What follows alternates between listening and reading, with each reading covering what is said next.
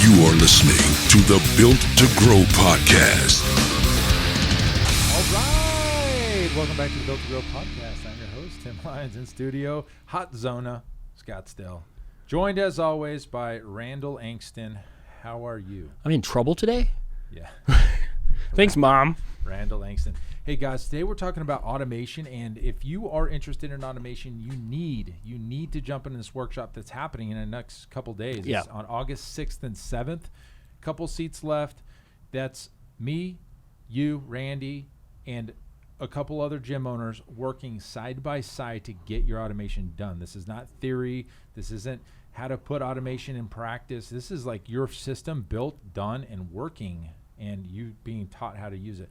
Now, a couple questions came up this week. People were asking, hey, you know, what happens with support and everything else? We have a Facebook support group, as well as you get 30 days of coaching. Actually, you get coaching every Wednesday weekly after that. So you're going to have this thing up and running. And in this episode, we're going to talk about other things that we can do with automation that get built onto the CLA. And your mind's gonna be blown here, because we've been using this for a while, and everybody I tell this to, like, oh my gosh, I am missing this piece. And that piece is using automation for retention. Boom. Using automation for retention. This is something, and some of our best ideas come from just talking to Zach. Zach's in the weeds. He comes up with some, I wish this could happen, and I make it happen, because if it's going to solve his problem, that's a good thing for me. Yeah, it's solutions focused, And that's how a lot of our ideas come up, is because guess what? I'm a gym owner. We own a gym, and we're in here in the weeds fixing problems that most likely you're having. So let's talk about this concept of, we talk about customer experience, and the better your customer experience is, the more you're going to be able to fight off losses and competition. If your experience is so amazing, then you shouldn't have to worry about outside competition. And while that is absolutely true, the biggest caveat is, in order for your clients to experience the experience, they have to be showing up. What we offer as a training facility is the opportunity to get a result. There you go. They get the opportunity. If you train and if you work hard, you're going to get a result. The biggest piece of this is they've got to work hard. And if they're not showing up, you can't deliver the results that you promised. Yeah, now who's the bad guy, though? It depends. But yes, your gym is usually the one that gets shut out. Mm-hmm. Maybe they're having their own personal issues, their work stepped up, the kids are sick, whatever it is, they're having trouble getting to the gym. They hired you as a gym owner or the trainer to hold them accountable.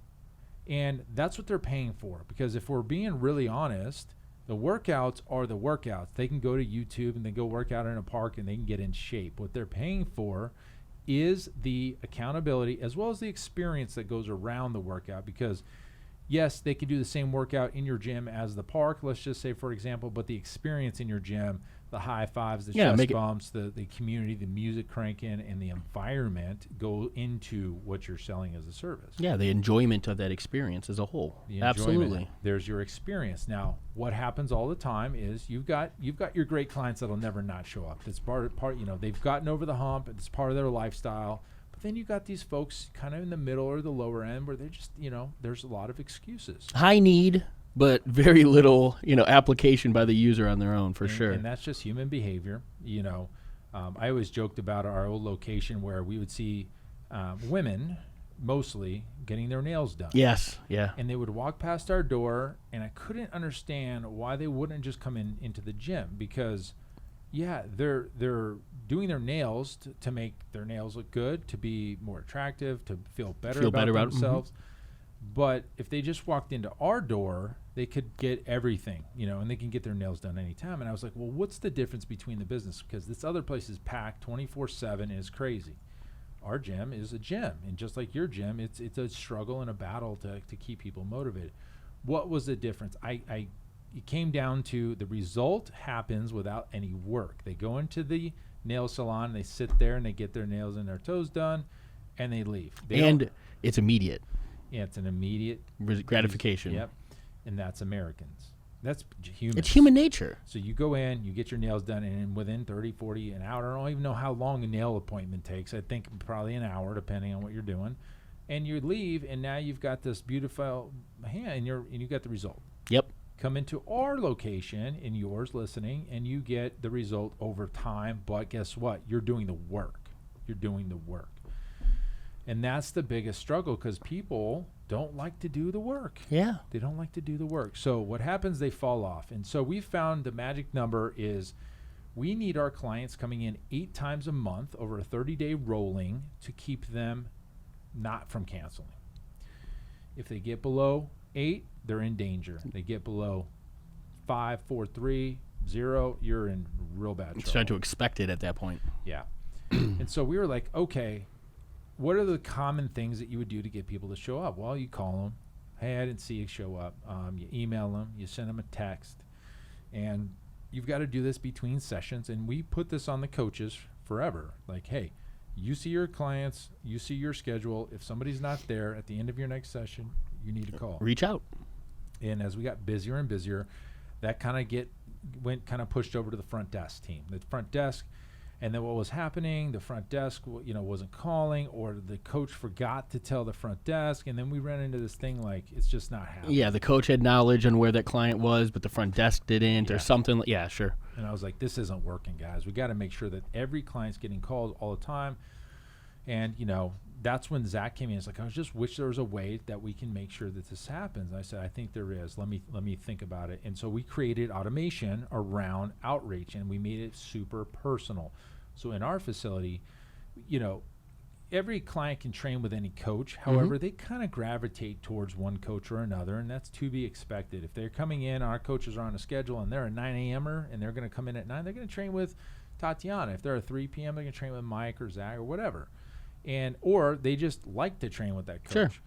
So each coach has somewhat of a, individual relationship with the clients, but like I said before, they get busy, they forget, or, whatever, I'm going to get back to it, and then they just go home and they forget it never happens. Well, and it's really hard to do things like that. I mean, in any business, right? And whether it's the restaurant industry, right? Like the side work that goes along with, clothes, all of that stuff happens after the fact. You know what I mean? Like the reason that we're in business is the client-facing stuff.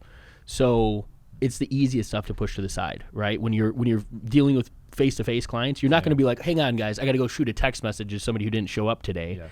No, you're giving that person that's in front of you the time of day they deserve. So, yeah, it's easy to push some of that stuff to the side because it's as a matter of fact. You know what I mean? It's not, oh, hey, this is what I have to do right now, staring me in the face. Yeah. And I would argue the follow-up and the accountability is as important as anything else. Without a doubt. We know that. Yeah. So if you start letting people not show up, and so we've done several things, and I'll talk about the automation, but we also put penalties in and some, like late cancels and all this stuff. We fixed a lot of it. Yes. But we still have clients sometimes not coming in or maybe they didn't ever schedule after their last session, and then they just disappear. And I guarantee it's happening to you listening right now. Yeah, that client, like, what? Where's Martha? I haven't seen Martha. If you see Martha, nobody knows where Martha's at. Where's Martha? She's out with Miss Johnson. Where's Mrs. Johnson? Where's Miss Johnson? So here's what we did, guys. Every week we run a report. In our team meetings, we say if, we do a rolling 30, somebody that has been in less than 8 times, and we get a list and say, let's just say there's a dozen people on the list. We go through one at a time, and we've created automation in our Keep account that says, we've got basically an internal form, so I don't want to get too technical, but each coach has their own A, B, C, and D. And what A, B, C, and D are different communications, and they're coming from that coach, which is key to this. So if I know Mrs. Johnson's training with Mike Jr. the last 6 times, and now she's on the list, well, guess what? Mike Jr. is going to send that text message and the voicemail. The key is Mike's recorded a voicemail. We do a voicemail broadcast drop that it comes from Mike. So Mrs. Johnson's sitting at home. Her phone buzzes. She sees it's a text message from Mike. Maybe she doesn't respond right away. Then she gets a voicemail from Mike. But Mike's not having to do it manually at that point. Yeah. He's done it once. Yeah, we created it up front, and Zach is sitting at the computer. Who did Martha train with last? Mike. Cool. Where's he at? I haven't talked to her. Okay, click A. Next week comes around, and Martha's still on the list, let's just say. Guess what? She's already gotten message A. We're going to go message B. And A, B, C, and D for us are super, hey, checking in with you. And then by the time it gets to C and D, it's like, hey, we need to get you in. We need to make sure you're training. So it starts with like a little gentle nudge, a little bit more aggressive, and then it's like increase the intensity. Let's get on it. Sure. So Zach is sitting at the computer, and one at a time, he just finds the contact record, clicks A, next. Now it's Sally. Sally, who's she trained with? Tatiana. Great. So, she already got an A, B. And the messaging that comes from our automation is different, but it's coming from the coach, and that's really the key differentiator. Is they're getting a voicemail from Tatiana that says, hey, it's Tatiana from Pulse. Just want to check in on with I haven't seen you in a while. Just want to make sure we can get you back in. And 9 times out of 10, we get responses. 9 times out of 10. Listen to that. 9 times out of 10. Yeah, the calls we're getting texts back, and then we'll get it back into our Keep account, and maybe Zach's there, and he's the one responding. Dash Tatiana, dash Mike. He'll just act as them, but we get our clients back in, and that's the key. So instead of worrying about them, we've created a system, worrying about the coaches forgetting all the time. And instead of them having to sit there on their own personal phones and type and call and, let's just automate this. Yeah. This is the same thing over and over and over. And then by the time it gets to D, that's when his voicemail comes in. So, hey, it's Zach. I know the coach has been reaching out to you. I just want to make sure that you're doing all right. Let's get you back in. And then he'll manually call too. So we have a system that we've created for accountability. And how great is that we built it once and we created the system. The coaches recorded 3 voicemails each. Zach's recorded a few. And then we just put it into a form and we created some automation around it. And now it's a system. Every week, boom, boom, boom, boom, boom. We get everybody. Oh, and by the way, I've integrated this in with Slack. So on my phone, I get little notifications when things are happening. Yep. Somebody signed up for a consultation. Cool. I get a notification. Somebody signs up for a trial. Cool. Got it. Membership, got it. Freeze, got it. Cancel, got it. Accountability was sent by Tatiana, got it. Love it. And I have just like this stream. If you guys ever seen Slack, it's just nice. It's like a channel for communication. We just tie it into our automation so I can see things going on. Stay aware of the things that are happening in the gym. My pulse. Your pulse, yeah. The pulse on pulse. Pulse on the gym. One thing I want to kind of throw out there, or shine some light on, because I take a lot of calls with gym owners that are curious about our CLA. Guys, I want to drive home the point that our CLA and automation, the way that we've built it and the way that we implement it into Pulse and Profit even and the businesses that we work with, it's not AI. And that's one of the big differentiators. People assume that it's automation equals a computer system that's just artificial intelligence, where somebody gives a response and then one of these 3 coined responses is going to respond. And then there's another response and something coined and somebody knows that they're talking to a computer. No, that's not what we do. We drive automation in tasks in your business that you should be doing on a regular basis, but you're not, period. You need to do this stuff, but you don't, because somebody has to do the work.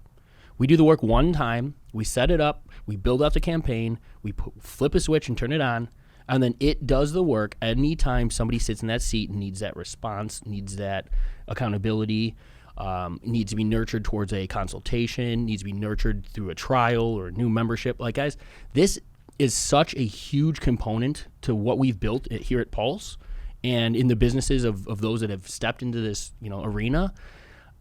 I don't see, I think it was Jerry Washak said it. He goes, if you're spending money on lead generation, you would be an idiot not to have this in place.